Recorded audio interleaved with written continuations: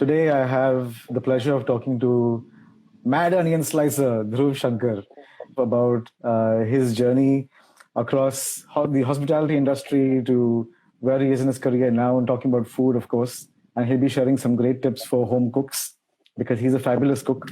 So before I start asking Dhruv questions, I want to say that one of the reasons I was especially interested in having Dhruv on this chat today was because Dhruv is hands down my favorite chef. Thank He's, you, Arish.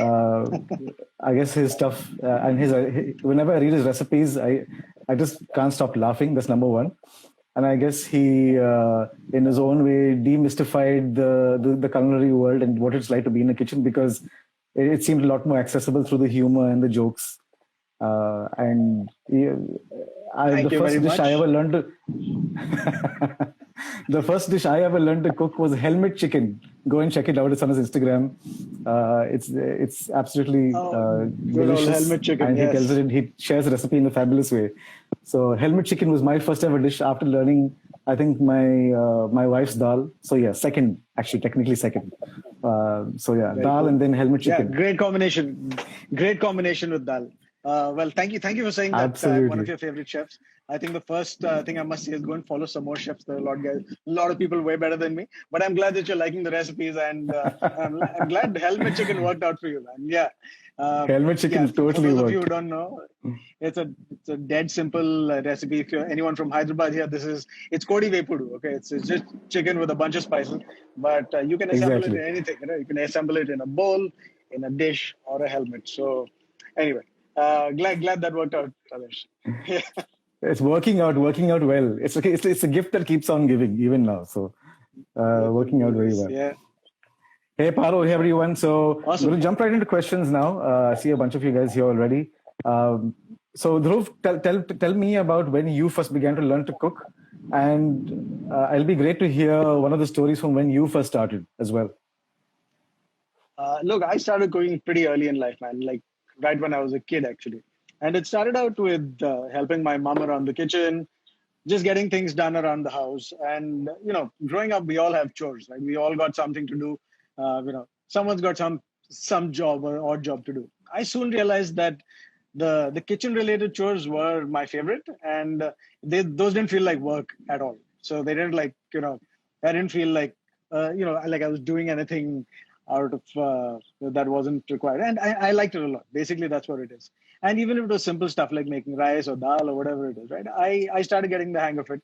I started experimenting a lot with things like Maggie, with eggs, just putting different stuff in omelets. I come from a family of foodies. Everyone loves food, and Yeah. they're pretty encouraging. Like Uh, even when I would mess up things, like people would shut up and eat it, and be quite supportive and say, okay, maybe we don't do this combination next time, but give me very nice feedback, and kind of just encourage that spark that I had. And yeah, that's basically what my childhood was all about. Surrounded by food. Both my parents were really good cooks, and I think I inherited a lot of that, and just the appreciation for different kinds of food came from home. You're asking for a funny incident growing up. This isn't specifically about me cooking, but it is something that I look back on pretty fondly. Uh, this is about a dish called pork vindaloo. Okay, and it's one of my most popular recipes on my blog. It got covered by Yahoo some years ago, and it's really a recipe that ran away. But it wasn't always a family recipe. And what I really find special about that one is because I was there when my mom got the recipe. My mom got the recipe from a lady in the pork shop. If there's anyone here from Hyderabad, you will know a place called Naini Pork Shop, which is Absolutely. which has been in Secunderabad for years, right? Selling Yeah. Nanny and sausages Sanyo. and cold. Yeah, absolutely. Selling sausages and cold cuts, and as the proprietor would call it, lunchonian meat. Not luncheon meat, lunchonian meat. But yeah, I mean, so one trip to the meat shop to the butcher, and there was this nice old lady who was buying pork, and my mom just asked, "Hey, what are you going to do with this?" And that is still something I do. I still do that when I go to the market. I see someone buying something that I've never not used before. I'm like, "Hey, what are you going to do with that? Can I learn how to cook it?" So I remember my Yeah. mom getting the vindaloo recipe from the lady on a little spiral bound notebook, and she's like, carrying multiple bags and like trying to write that recipe down. But she got it, man. She got it, and that became our family recipe after that. And I wish I had contributed Awesome. a little more to that recipe sourcing process. But as an 8, 9 year old kid, a pain in the ass kid at that, I just wanted to have fun, and I was very fascinated by the meat slicer. I was easily amused at that age. The ham slicer was like a Yeah. super cool thing, and my mission in life was to stick a bus ticket inside it. For some reason, I just wanted to cut up a bus ticket, and I did it, and I managed to jam the machine, and like it just became a thing. But like that's a day I remember very well, because that's the day, and we learned how to make. My mom learned how to make pork vindaloo. It's something we fell in love with, and I've cooked it many times after that.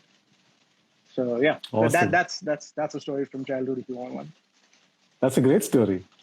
Thanks. Seeing lots of comments already. Some people ask, is Freddie going to be on this call? Will Imli Hey, be present?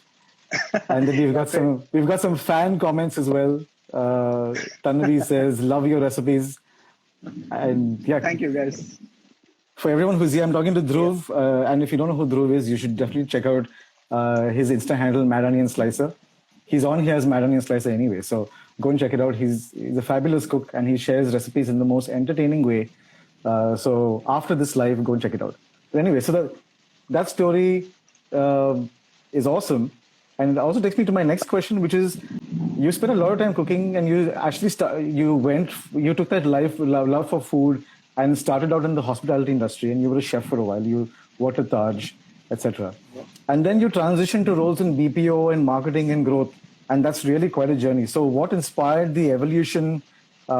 First of all, the move out of the hospitality industry and the evolution of your career. What was it?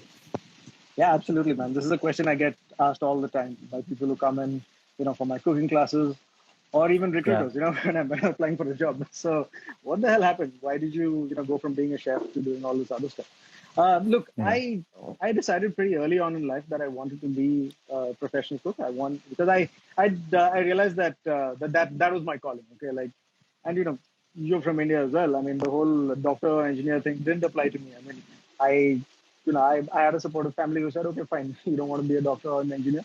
What do you want to do, right? So hotel management was what I chose. I went and got a degree in hotel management. I learned how to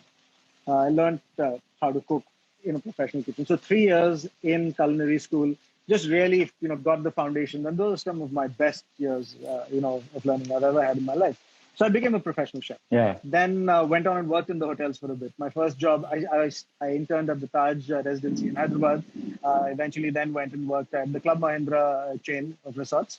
So I did that for some time. And then I wanted to come back to Hyderabad, wanted to come back home, back to a city, because Club Mahindra was nice and exotic and everything. But these were little hill stations where, no mobile connectivity and whatnot. Anyway, long story short, I wanted to be back in a city. So I find my way back to Hyderabad. And I come back, and then I'm toying with the idea of getting into the hotels again. I'm doing a little bit of catering on the side. But that was also the year when a lot of foreign investments started pouring into India. And a lot of companies came and set up their back end offices. So a lot of BPOs came yeah. to India. And you know what? One thing led to another, man. And I ended up working at a call center.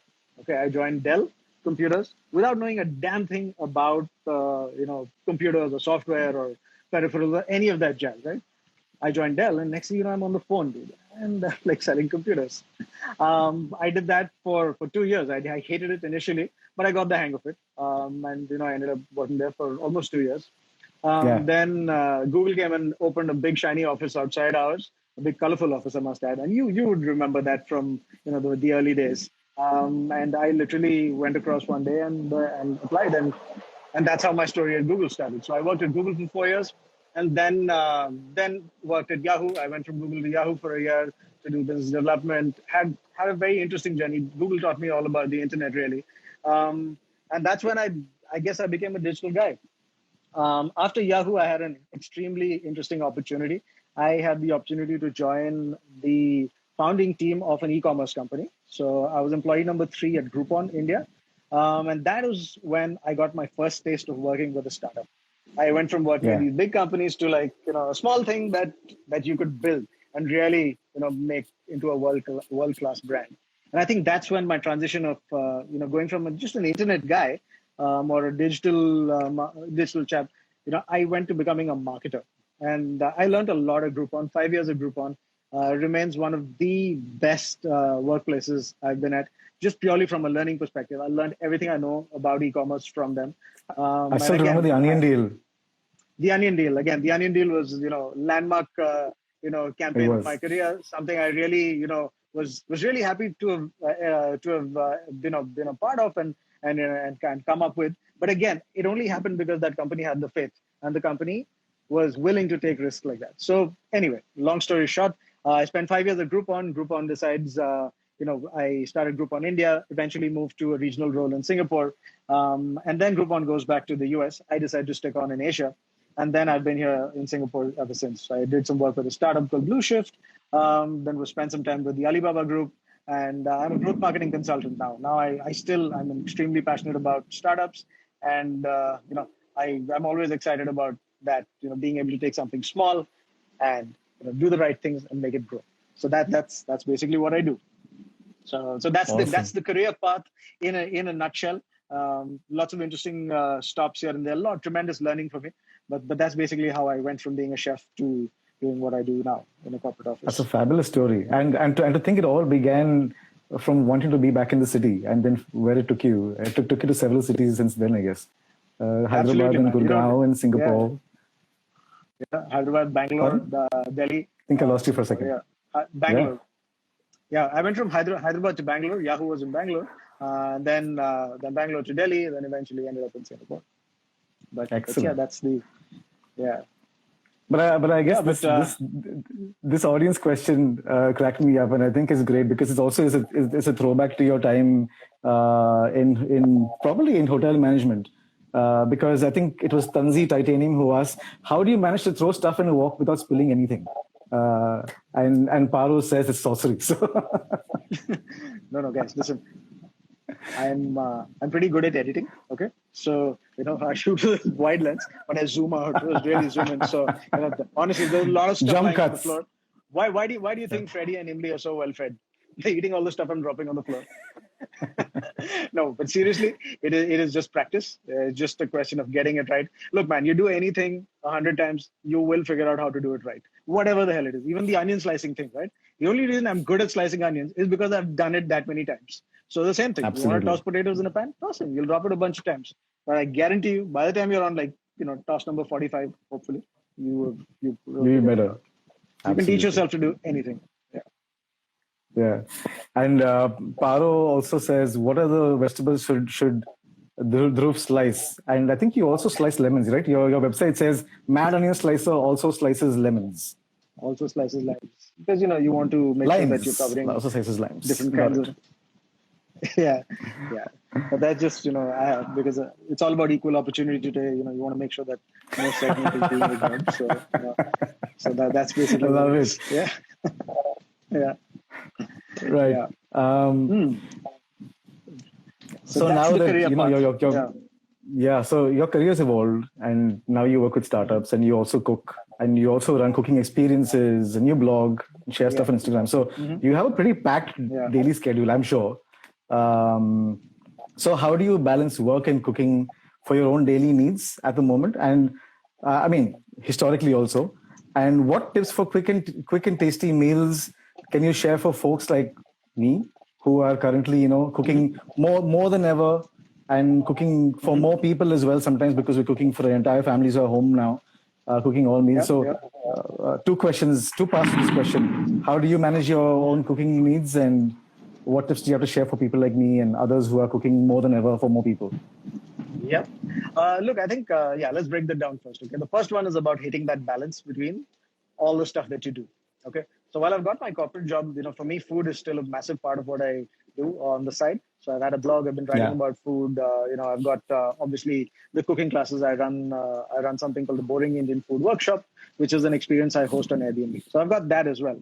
But apart from that, cooking for just day-to-day, sustenance, right?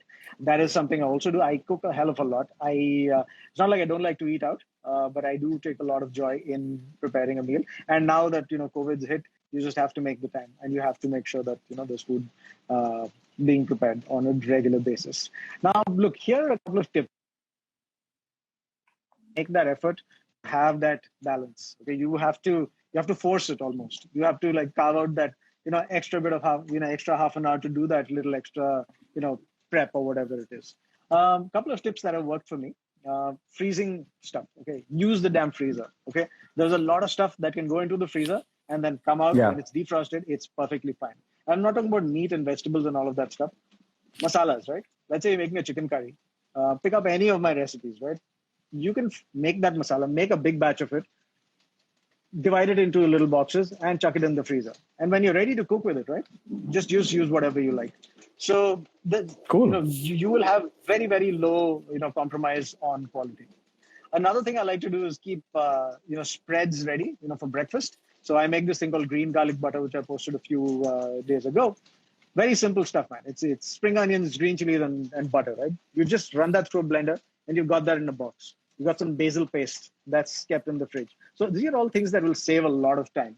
And you can just whip up a meal really quickly once you've got these things in place. Um, Awesome. Ginger garlic paste. I like to make my own ginger garlic paste. I don't like to buy the store bought stuff. But yeah, just because you're making it yourself, make a big batch and then keep it in the fridge. So I think that those are some basic things that people don't usually do. You might start like there is a certain charm to grating a little piece of garlic just when you're about to cook. But if you want a quick and easy meal, just use the fridge, use the freezer as much as you can. Yeah. Great tips. Do you have a recipe for your ginger garlic paste? Because I'd love to try it. Yeah, it's extremely complicated, Adarsh. I wish I could tell you, but like it'll take about 2 hours. It's equal parts of ginger, and garlic, and a little bit of water, just in a blender. That's about it. I know If you vinegar as a preservative. what preservative? You're gonna keep it for a week. I don't recommend keeping it longer. Just one. Right. Okay. Cool. So Got it. yeah, so fresh ginger garlic paste. Yeah, that's the thing. People are always asking me, what's the secret to Indian food? Where do you get your spices? Oh, is this cumin roasted or not? Dude, it's not about the spices, man. You can get spices anywhere. Amazon will ship anything to you anywhere. Fresh ginger garlic Yeah. paste. That's the one. That's the kicker. But anyway, Awesome. I'm digressing, and again going into topics which are rather close to onions. But anyway, Paro, I saw a question to me, which is what's my favorite thing to cook?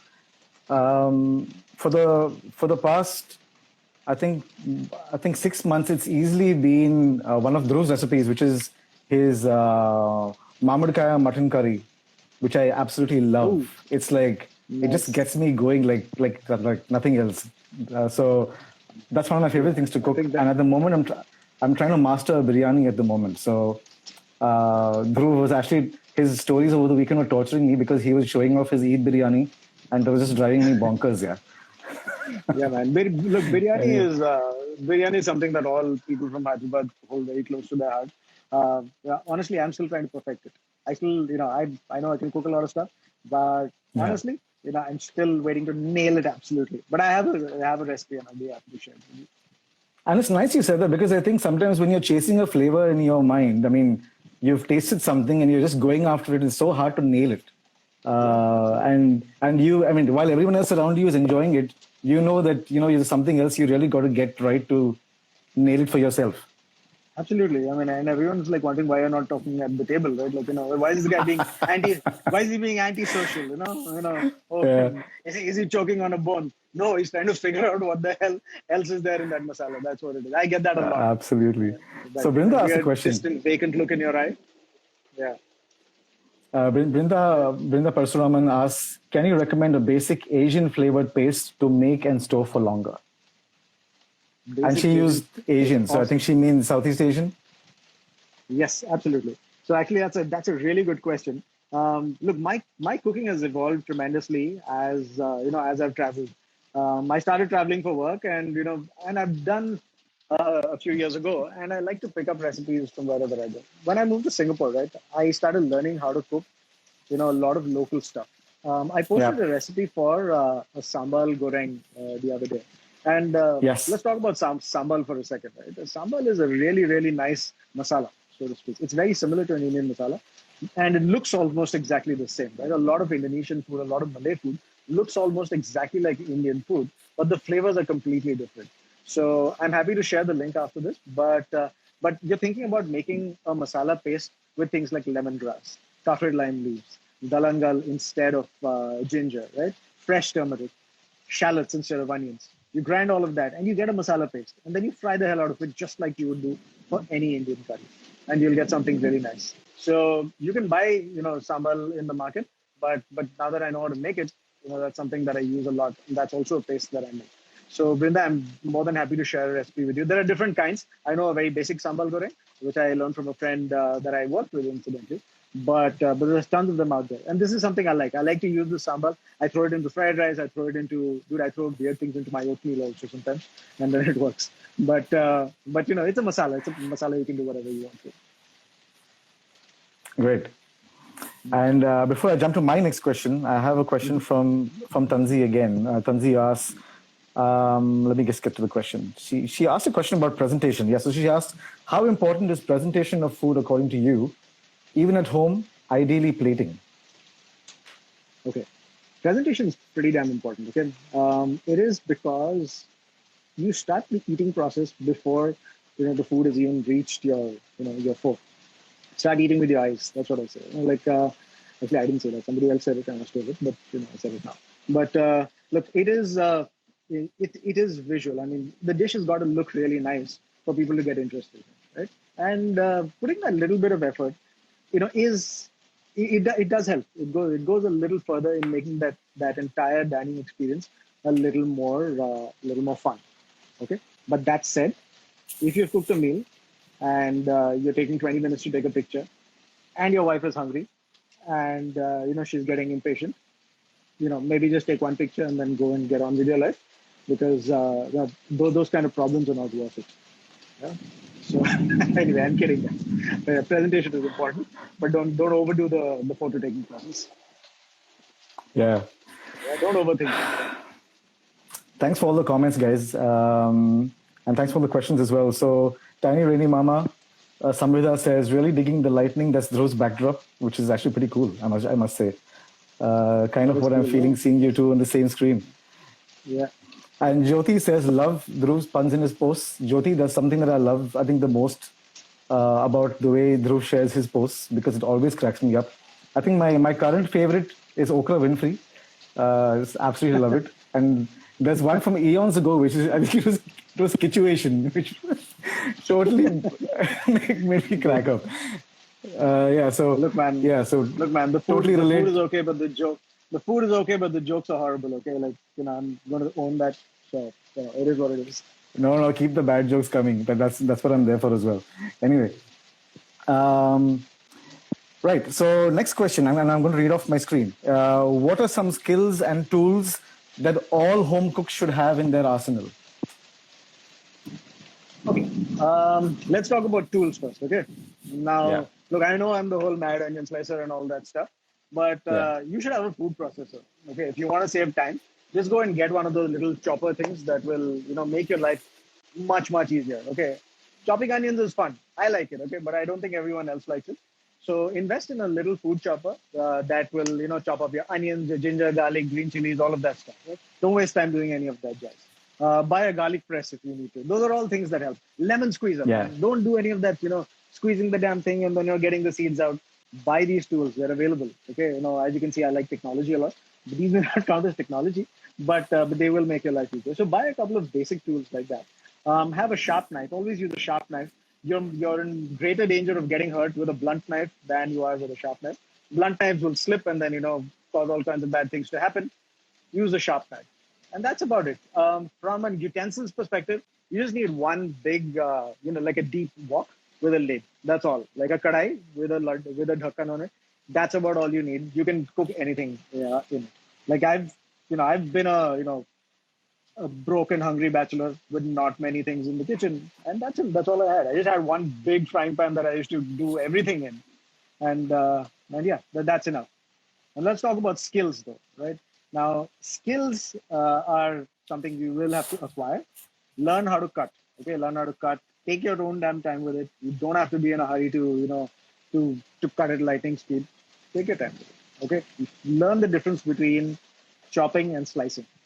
One of my biggest pet peeves is when I find a recipe online and then just says add a chopped onion, and then I look at the picture and I'm like, dude, those are sliced onions. Okay, Now, it might sound like a very small thing, but with food, there is a textural element. Okay, the way a sliced onion will taste in your mouth, or hold on to a chicken nugget, for example, is very different from the way a chopped onion will hold on to. So it's important that you know what you're doing with that knife, right? Are you chopping? Are you slicing? Are you dicing? Or are you making cubes? Right? What the hell is a julienne? So just get those things right. And honestly, they're not difficult at all. They're all on YouTube. It's like you can do little videos. I've got a few on my own site, and that's pretty much it. So those are some skills I would say that you should have. Start out cooking on medium heat, and then then graduate. Look, high heat is great. Some things, Chinese food is usually Asian food is good to cook on high heat, but you don't have to get there. Right? Do it in steps. Start with medium heat if you're worried about your food burning, and take your own time with it. It'll be fine. And last thing, don't be ashamed to ask for help. Call me on Insta and ask me, like, so I do this cooking class, right? I got a call in the middle of the night from a lady who just called me out of the blue. I'm sitting there watching TV, and then I got a call, and she's like, "Hey Dhruv, can you take a look at these onions and tell me if they're brown enough?" I don't know who she is, but it's okay, man. It's okay. You got to put recipe as well. So a lot of people don't feel shy about asking questions. People are more than happy to help. Yeah, good tips there. Thank you so much. A few related questions from folks who are asking about your recommendations for a good first chef's knife, and also any tips for sharpening knives. Yeah, sure. I see that Dictionary has already shared some tips for a knife sharpener, etc. So thanks for that. Yeah. But if you have any tips for a good first chef's knife, share it now if you have one. Look, here's the thing, guys. A knife is a very personal thing. Pick up what feels good in your hand. The balance is very important. Okay, like if the knife feels nice in your hand, that's usually. Don't buy a cheap knife. Okay, invest in something, in a blade that's got a little bit of a heft to it that feels nice. There are some good brands out there. Zwilling Henkel's is one. Tramontina is another one.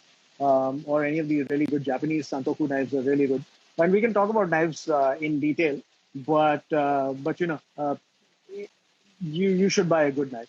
Don't buy a cheap knife. Okay, try and use a wooden handle if possible. That's good. But again, personal choice. It really has to feel comfortable in your hand, because you will be holding on to that thing. And a slightly heavier knife is usually good. Is usually better. Good tip. Are those knife tips? Knife tips. Very knife tips. Right. I think I saw a few more questions over here. Yes, a question that I absolutely love. So Dumbird asks, when will you start globally shipping your chili oil? Which is, I also want to know. And Sahil also says, yes, chili oil. So yes, tell us, Dhruv. Yes, chili oil. Awesome. Well, thank you for the interest in the chili oil, folks. Look, chili oil is a project that I'm working on. It's something I'm cooking on the side. Yes, I do plan to start selling these very soon. It's a recipe that I've recently figured out. I say recent, about a year ago maybe. But it's a work in progress, guys. It's coming soon. Let me just put it that way. Yeah. Right. And I also saw a question about the aprons, which I absolutely love. I believe I can fry, and one day I'm going to make the onions cry. Are my favorites. And Samrita asks, please consider making mini-sized aprons. Sure. So, yeah, I have a line of aprons that I sell as well. They're just aprons with really bad jokes on them. Again, my lousy one-liners that I decided to immortalize. And there are some aprons out there for sale. I sell them once in a while, and I'm more than happy to do a mini-sized apron if that's what you would like from the. That's awesome. Right. So, talking about puns and humor and jokes and the awesome way in which you share your recipes. My next question starts off with a comment. So, I really like how you weave your personality and humor into almost everything that you do. So, whether it's on this live chat or sharing recipes or Airbnb experiences. So, can you share some snippets from the journey in finding the sweet spot for how you use humor and how it's working for you, and etc.? That's a great question. Look, I think humor it's tied to who I am. Like, it is intrinsically a part of my personality. and I try and weave that into whatever piece of communication that's going out, right?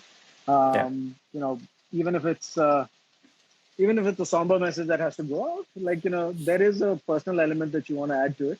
And my way of doing that is just you know is through humor. I want to keep it light. I want to keep it funny. I Yeah. do have the ability to I make it sound like a superpower, but to look at the positive side of things. There's always going to be there's always going to be a funny side to things. There's always going to be something positive, even in the most Absolutely. shitty situation, right? Look at the brighter side. What are you going to do, right? You're going to sit and whine about what could have been, or will you look back on that with a positive note and then try and weave a fun story out of it. There is humor in everything around us, man. If you look around, like there is humor in everybody, in everything. You just have to look for it. That's all. Like Great. yeah. I mean, even if you go shopping, even if you make a mistake, even if you end up burning your food, there's something funny about that, right? I mean, you got it wrong, but it's okay. What's the worst that could happen? No one's gonna die. Yeah. Burn food, big deal. Yeah. So don't take it too seriously. Yeah. I'm just making sure I haven't missed any questions over here from the feed. Okay, Sure. nothing so far. Welcome to everyone who has just joined us. A few of you talking to Mad Onion Slicer about food and career and communication and humor and a bunch of things. So that was actually a nice segue to my next question, I think, because we just spoke about humor, and my next question for you was, what commonalities have you experienced?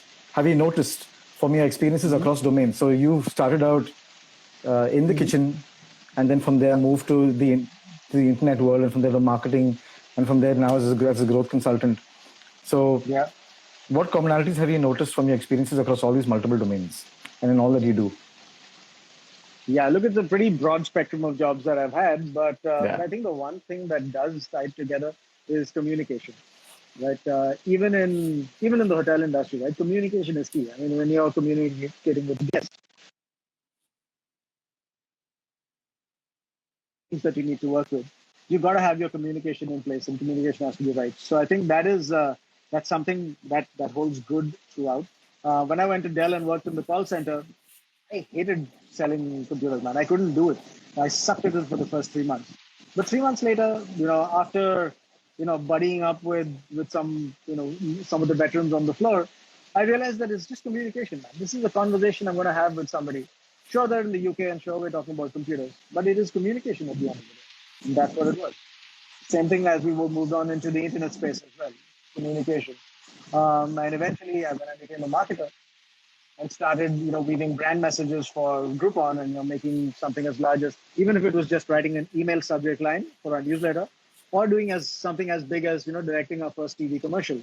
It Yeah. is fundamentally communication. And once you've got those lines, you understand the person and the person on the other side is getting your message, is understanding it. That highway is built, and that is what all careers and all jobs are built on. So I think that's something that really stands out for me. Get your communication right, and then you'll be fine. And whether that's picking up a new language, or if it's bonding with someone over food, it doesn't necessarily have to be a language skills. People have to understand what you're saying, and you have to understand what they're saying.